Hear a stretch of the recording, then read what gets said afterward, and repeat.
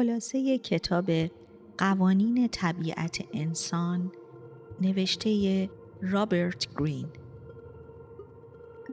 تا به حال شده از رفتار یه نفر تعجب کنید؟ کسی که با شما بسیار مهربان بوده ناگهان سرد شود. کسی که همیشه منطقی به نظر می رسیده در یک لحظه تصمیمی عجیب بگیرد.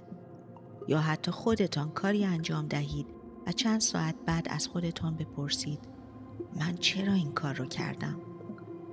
ما معمولاً تصور می کنیم انسان موجودی منطقی است. فکر می کنیم تصمیم می گیریم، بعد عمل می کنیم. اما اغلب اوقات داستان برعکس است. احساسات، ترس‌ها، نیاز به تایید، غرور، حسادت، میل به قدرت و خاطرات گذشته خیلی زودتر از منطق وارد صحنه می شوند. بعد ذهن ما می آید و برای تصمیمی که تقریباً گرفته شده یک دلیل منطقی پیدا می کند. این همان نقطه است که کتاب قوانین طبیعت انسان به سراغ آن می رود. به بخشای از وجود ما که معمولاً دوست نداریم ببینیم. این کتاب قرار نیست به ما یاد بدهد چگونه دیگران را بازی بدهیم. اگر عمیق‌تر نگاه کنیم، پیام مهمترش این است قبل از اینکه بخواهی دیگران را بفهمی، باید خودت را بشناسی. در این ویدئو می‌خواهیم سفری داشته باشیم به درون انسان، به جایی که احساسات پنهان رفتارهای ما را شکل می‌دهند و شاید در پایان نه فقط دیگران را بهتر بفهمیم، بلکه خودمان را هم کمی صادقانه‌تر ببینیم. بخش اول، انسان موجودی احساسی است. تصور کنید در یک جلسه کاری ایده ای را مطرح می کنید. همه سکوت می کنند. چند دقیقه بعد شخص دیگری تقریباً همان ایده را مطرح می کند و ناگهان همه از آن استقبال می کنند. چه اتفاقی درون شما می افتد؟ ممکن است عصبانی شوید. ممکن است احساس کنید نادیده گرفته شده اید. شاید حتی تصمیم بگیرید دیگر به آن فرد اعتماد نکنید. اما اگر چند ساعت بعد از خودتان بپرسید چرا اینقدر ناراحت شدید، ممکن است بگویید چون کارش غیر حرفه‌ای بود. شاید این توضیح درست باشد، اما شاید بخش دیگری هم وجود داشته باشد. احساس ارزشمندی شما تهدید شده است. یکی از ایده های مهم کتاب این است که ما اغلب احساسات خود را با منطق اشتباه می گیریم. وقتی عصبانی هستیم، جهان را از زاویه خشم می بینیم. وقتی حسودیم، موفقیت دیگران بزرگتر و موفقیت خودمان کوچکتر به نظر می رسد. وقتی می ترسیم، خطرها واقعی تر از فرصتها دیده می شوند.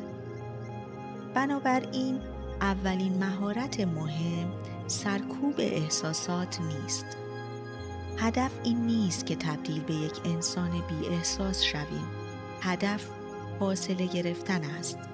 یعنی بتوانیم لحظه‌ای به خودمان بگوییم من الان عصبانی هستم، پس شاید برداشت من از این اتفاق کاملاً بی‌طرف نباشد. همین یک جمله می تواند جلوی بسیاری از تصمیم‌های اشتباه را بگیرد. گاهی بزرگترین قدرت ما این نیست که احساس نکنیم. این است که احساس خود را ببینیم بدون اینکه فوراً از آن اطاعت کنیم. بخش دوم، نیاز به تایید. یکی از عجیب‌ترین تناقض‌های انسان این است. ما دوست داریم خودمان را مستقل بدانیم، اما نظر دیگران می‌تواند به شدت روی رفتارمان اثر بگذارد. یک پیام بی‌جواب، یک نگاه سرد، یک نقد کوچک، یک نفر که موفقیت ما را نادیده می‌گیرد، گاهی همین چیزهای ظاهراً کوچک می‌توانند ساعت‌ها ذهن ما را درگیر کنند. چرا؟ چون انسان موجودی اجتماعی است. احساس تعلق و پذیرفته شدن برای ما اهمیت عمیقی دارد. اما مشکل از جایی شروع می شود که ارزش خودمان را به واکنش دیگران گره می زنیم. اگر تشویقمان کنند، احساس می کنیم ارزشمندیم. اگر به ما انتقاد کنند، احساس می کنیم بی ارزش شده ایم. در این حالت، دیگر زندگی را از درون هدایت نمی کنیم. مدام منتظریم دیگران به ما بگویند چه کسی هستیم. شاید آزادی واقعی از اینجا شروع شود، اینکه بتوانیم بدون نیاز دائمی به تایید کار درست را انجام دهیم. نه اینکه نظر دیگران را نادیده بگیریم، بلکه یاد بگیریم هر نظری را حقیقت مطلق ندانیم. بخش سوم، ماسک هایی که میزنیم. هر انسانی تصویری از خودش دارد. من آدم مهربانی هستم. من آدم منطقی هستم. من آدم قوی هستم. من حسود نیستم. من آدم خودخواهی نیستم. اما مشکل زمانی آغاز می شود که تصویری که از خودمان ساخته ایم با واقعیت درونمان فاصله پیدا کند. ما انسان‌ها در پنهان کردن بخشایی از خودمان بسیار ماهریم. گاهی نه فقط از دیگران، بلکه از خودمان. ممکن است کسی مدام درباره فروتنی حرف بزند، اما عمیقاً تشنه تحسین باشد. ممکن است کسی خود را بسیار منطقی بداند، اما بیشتر تصمیم‌هایش از ترس گرفته شوند. ممکن است فردی دائما دیگران را متهم به خودخواهی کند، در حالی که خودش نمیتواند نیازهایش را ببیند. شناخت خود یعنی حاضر باشیم این تناقض‌ها را ببینیم، نه برای اینکه خودمان را سرزنش کنیم، برای اینکه آگاه شویم. سایه‌های شخصیت ما دشمن ما نیستند، بخش‌هایی از خود ما هستند که هنوز آنها را نپذیرفته ایم. هرچه بیشتر چیزی را در خود انکار کنیم، احتمال دارد به شکل دیگری خودش را نشان دهد. پس گاهی سوال مهم این نیست چرا دیگران اینقدر آزار دهندند، بلکه چرا این رفتار اینقدر شدید روی من اثر می‌گذارد. بخش چهارم، حسادت و مقایسه. ما معمولاً فکر می‌کنیم حسادت را وقتی می‌شناسیم که کسی آشکارا موفقیت دیگری را نمی‌خواهد. اما حسادت همیشه اینقدر واضح نیست. گاهی به شکل یک شوخی ظاهر می‌شود، گاهی به شکل کوچک شمردن موفقیت دیگران، گاهی به شکل انتقادهای به ظاهر منطقی و گاهی حتی به شکل تحسین بیش از حد. ذهن انسان دائما خودش را با دیگران مقایسه می کند. چه کسی زیباتر است؟ چه کسی موفق‌تر است؟ چه کسی بیشتر دیده می شود؟ چه کسی زندگی بهتری دارد؟ شبکه‌های اجتماعی مقایسه را شدیدتر کرده اند. ما زندگی واقعی خودمان را با ویترین زندگی دیگران مقایسه می کنیم. نتیجه چیست؟ ممکن است چیزی را که تا دیروز دوست داشتیم، امروز فقط چون شخص دیگری آن را دارد بخواهیم. یکی از راه‌های سالم‌تر بازگشت به مسیر شخصی خودمان است. به جای اینکه بپرسیم چرا او از من جلوتر است، بپرسیم من واقعاً چه چیزی را می‌خواهم. مقایسه وقتی خطرناک می‌شود که مسیر زندگی ما را تعیین کند. اما اگر از آن به عنوان آینه استفاده کنیم، می‌تواند چیزی به ما نشان دهد. شاید چیزی که در دیگری تحسین می‌کنیم، همان چیزی باشد که خودمان آرزوی ساختنش را داریم. بخش پنجم، پرخاشگری پنهان. همه خشم‌ها با فریاد ظاهر نمی‌شوند. گاهی خشم آرام است، یک پاسخ کوتاه، یک سکوت طولانی، یک تأخیر عمدی، یک بی‌توجهی کوچک یا جمله‌ای که ظاهرش کاملاً مؤدبانه است اما درونش خشم وجود دارد. شناخت این الگوها مهم است چون انسانها همیشه احساس واقعی خود را مستقیم بیان نمی کنند. اما یک نکته مهمتر وجود دارد. ما نیز ممکن است خودمان چنین رفتارهایی داشته باشیم وقتی نیازها و ناراحتی‌ها را مدام سرکوب می‌کنیم.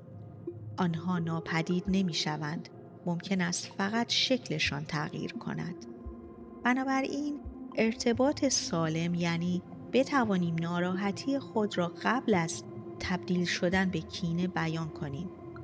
به جای تو همیشه همینطوری هستی، بگوییم وقتی این اتفاق افتاد من احساس کردم نادیده گرفته شدم. این تغییر کوچک گفتگو را از حمله به ارتباط تبدیل می کند.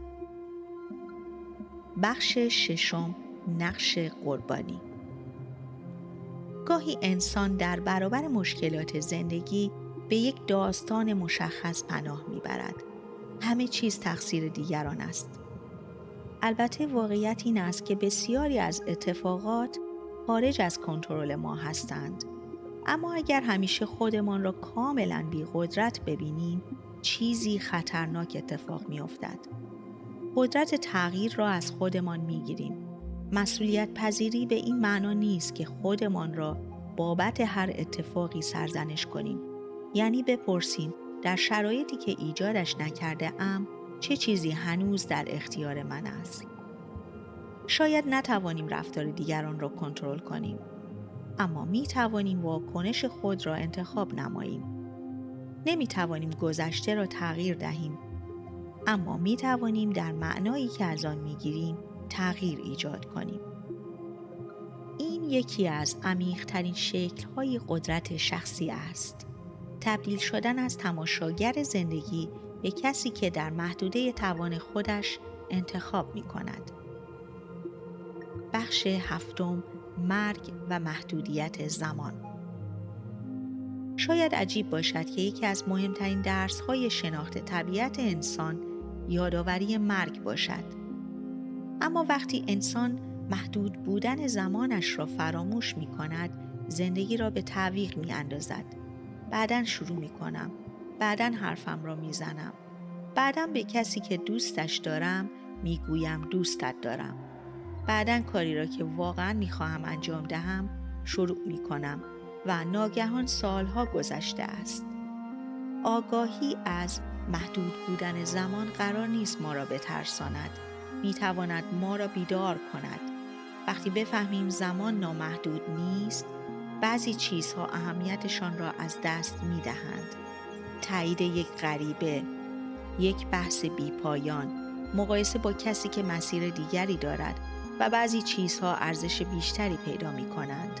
رابطه ها، خلق کردن، یاد گرفتن، آرامش و زندگی کردن در لحظه‌ای که واقعاً در اختیار ماست. بخش پایانی، انسان شناسی به عنوان مسیر خودشناسی. اگر بخواهیم همه این ایده ها را در یک جمله خلاصه کنیم، شاید بتوانیم بگوییم بزرگترین خطای انسان این است که فکر می کند خودش را کاملا می شناسد. ما پیچیده تر از تصویری هستیم که از خودمان ساخته ایم. درون ما ترس، میل به دیده شدن، غرور، حسادت، نیاز به عشق و تعلق هست. و در کنار همه اینها توانایی آگاهی و انتخاب هم وجود دارد. هدف این نیست که این بخش‌ها را نابود کنیم. هدف این است که آنها را بشناسیم. وقتی خشم خود را می‌بینیم، دیگر خشم تمام هویت ما نیست.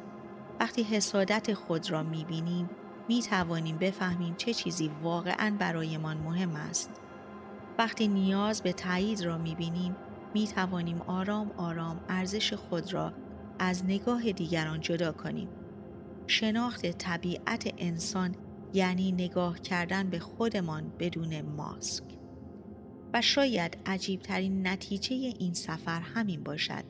هرچه انسان خودش را عمیق‌تر بشناسد، کمتر اسیر واکنش‌های ناخودآگاهش می‌شود.